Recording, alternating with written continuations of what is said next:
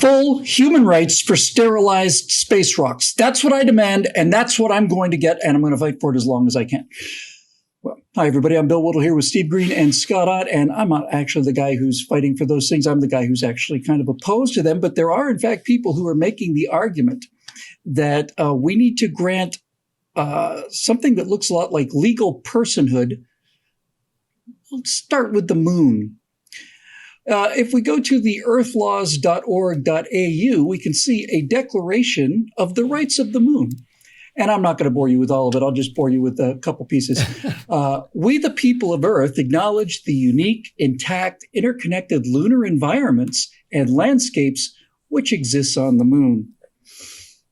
And I'm just going to mindful, conscious, the corporations' impact on Earth, ecosystem collapse, somewhere in here. Oh, here it is. One of the things that we demand for the moon in paragraph 2 is that the moon possesses fundamental rights which arise from its existence in the universe, including the right to exist, persist, and continue its vital cycles unaltered, unharmed, unpolluted by human beings. Here's my favorite part. The moon also has the right to maintain ecological integrity. Steve, let's start with you. I looked up ecological integrity and I found the word ecosystem, and it's according to the Oxford Language Dictionary, an ecosystem is a biological community of interacting organisms and their physical environment. The moon has been in a hard vacuum, exposed to intense radiation, micrometeorite impact, and so on and so on and so on since its formation shortly after the formation of the solar system. So the moon is a big old dead rock, and it doesn't have ecosystems. But the reason I wanted to do this was not to talk specifically about this particular brand of virtue signaling lunacy. I want to talk about the idea that space exploration is about to turn into space exploitation, and that I think this is a marvelous thing. And do you think that we need to protect the lunar ecosystems? Ecosystem. Look, there's only been life on the moon 6 times, and they were all Americans. Yeah. And I think that really pisses off the left. We left a lot of junk there, you'll be pleased to know. I'm sorry, what? We just went there. We just went there and littered the place, by the way. That's the position of these people. Just went there and littered a bunch of junk. And we stole from its indigenous culture when we brought those moon rocks back. Boy. Listen, we are on the cusp of something great. I know I talk about Psyche 19 at least a couple of times a year, but I got to mention it again.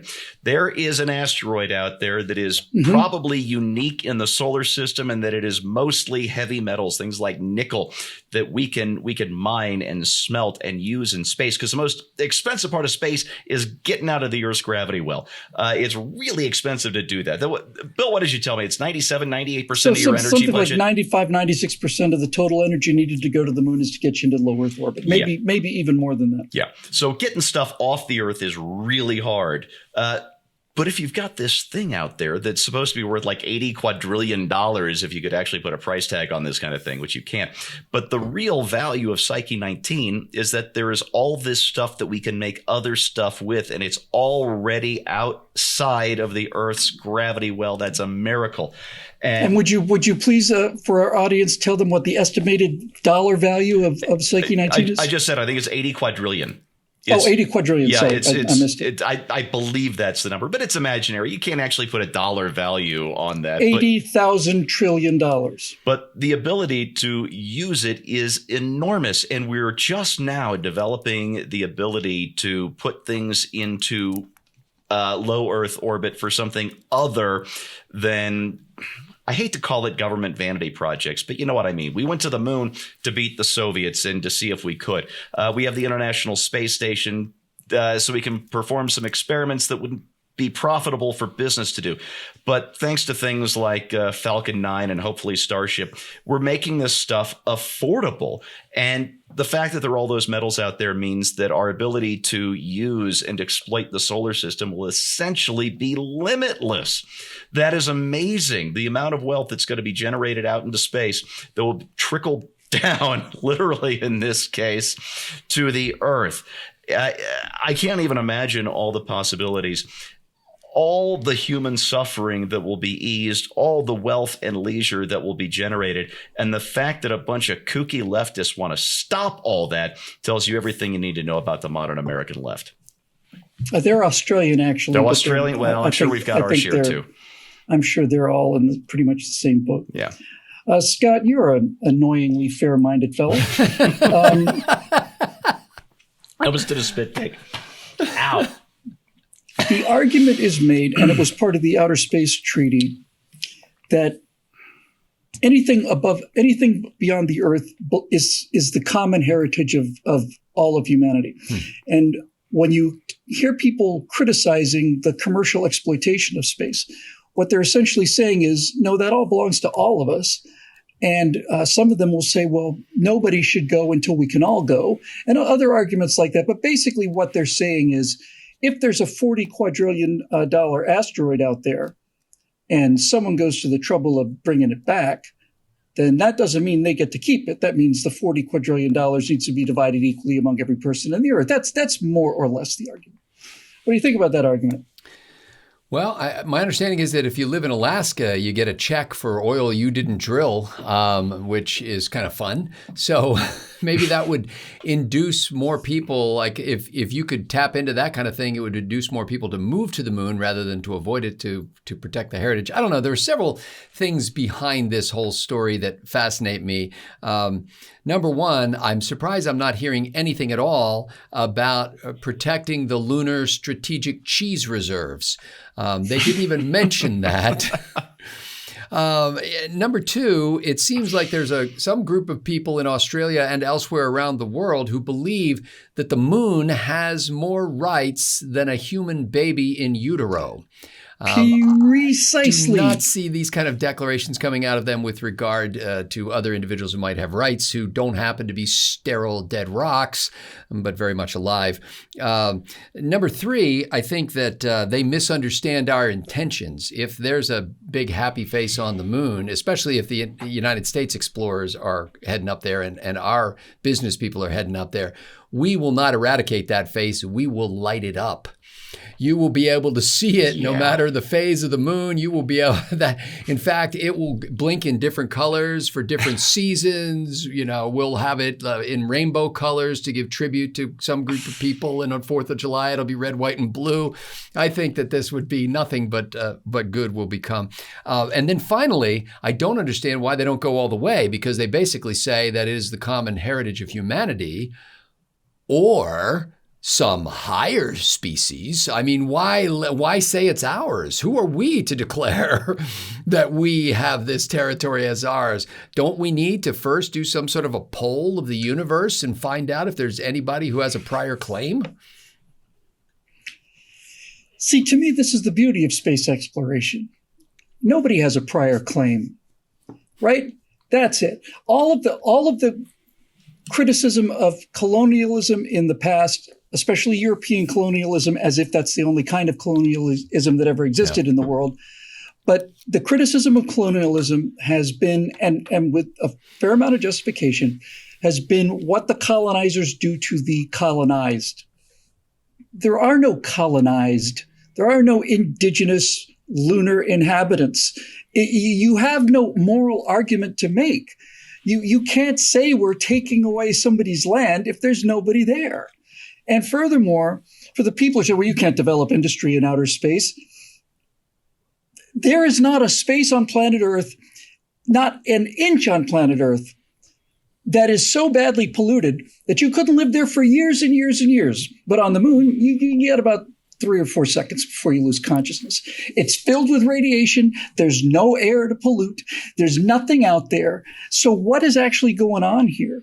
I wrote a science fiction movie in 2007 where they were on their way out to Jupiter and they had to stop at an asteroid to tank up and get some water ice. And I wrote the scene in such a way that when the guy first actually gets out on the asteroid and lands, he starts hammering this thing into the ground. You think, oh, is it a flag? And it's like, no, it says for sale by owner. And and I said to myself, when this happens, there are going to be millions, perhaps billions of people on Earth who are going to protest the fact that somebody is using the resources of something that they never knew about, something that is invisible to the eye, something they don't care about, something that they could not possibly access in any way, shape, or form. But the idea that somebody else is out there doing something productive annoys them so much that these sterile space rocks have to be granted human rights because of the self-hatred that they bear. That's really what it comes down to. The self-hatred that they bear. Steve, was it you who said that when you sign up for Starlink, which is Elon Musk project, you have to agree that Earth in your internet connection contract? I have the text right here. Do you want me to Please. Go ahead and pull it up? Part 10 of Starlink's terms of service for services provided to, on, or in orbit around the planet Earth or the moon. This agreement and any disputes between us arising out of or related to this agreement, including disputes regarding the arbitrability, will be governed by and construed in accordance with the laws of the state of California, United States. For services provided on Mars or in transit to Mars via Starship or other spacecraft, the parties recognize Mars as a free planet and that no Earth-based government has the authority or sovereignty over Martian activities. In other words, if you are a Starlink customer, when you agreed to this terms of service, you essentially recognized Mars as a sovereign planet, and it's Elon Musk's company and his people that are going to colonize it. When you told me that an internet service provider had a clause in their user agreement that you had to click agree to that said that, yes, we all agree that Mars is going to be free of Earth's legal restraints, I thought, man, that guy he's way ahead of the It's just crazy. Ultimately, folks, it comes down to two things. It comes down to virtue signaling, like we simply find that appalling. The moon should be kept in its natural, pristine condition. Well, guess what? Most of the moon is going to be kept in its natural, pristine condition.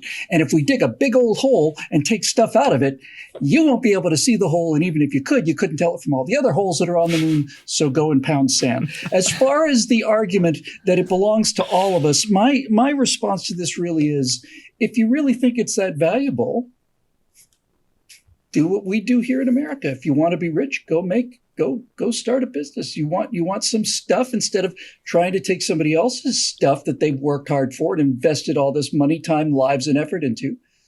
Go make your own. If you don't like the fact that American companies are making billions or trillions of dollars by mining asteroids, then by all means, start your own space program, go on out there, and start shipping product. That's how it works. I find it just originally interesting that the one place where there cannot be any moral ground against colonization is the one place we're going to see constant arguments on a moral ground against colonization. Just you watch. I just say, you want it, come up and get it. That's my attitude. For Steve Green and Scott, hey, by the way, did you like this episode? Because if you did like this episode and you hit the like button, that's going to make a difference. So thanks very much for doing that. For Steve and Scott, I'm Bill Whittle. We'll see you next time on Right Angle.